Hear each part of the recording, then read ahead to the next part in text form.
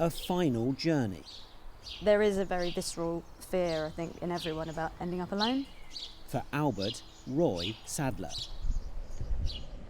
Links to family and friends long broken, so no one to follow the hearse.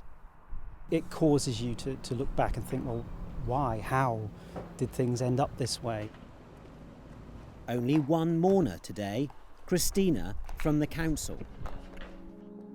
People who might otherwise have been with us here today, Roy's family and friends, are absent, and so it falls to us few here to pay our respects and to bid farewell to him. Relatives out of touch for years, care home staff in isolation, so it's left to strangers to say goodbye. He was born in October 1937, shortly before the Second World War, but Roy's was a tough childhood. And in fact, he never got to know his mum, who passed away. The actual job is to arrange the funeral, but a funeral is a farewell and it is a summing up. We have to have something to say.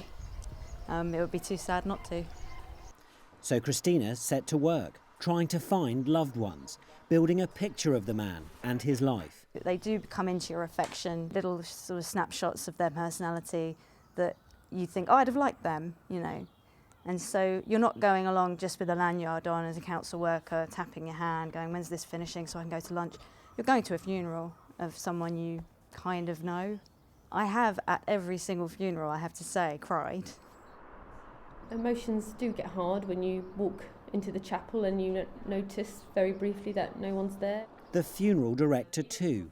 Grief may touch her work every day, but these services are especially difficult. We're all human.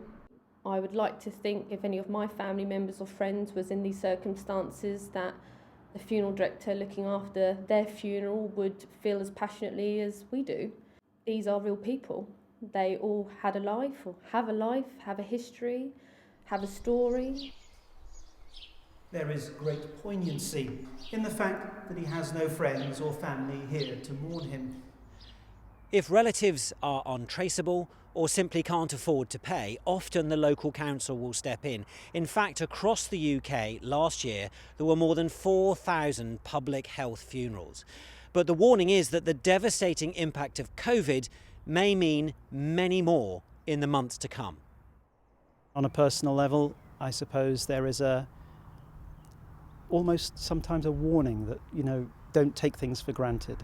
Things can go wrong, so treasure those people who mean a lot to you, keep them close and make sure your life doesn't go that way. Would you please stand for the words of commendation and commitment? It's nice to have got to know you. Sadly not when you were alive, but he seemed like a nice man and I hope we did you proud at the end. For Albert Roy Sadler, the journey ends. But thanks to Christina, it doesn't end alone.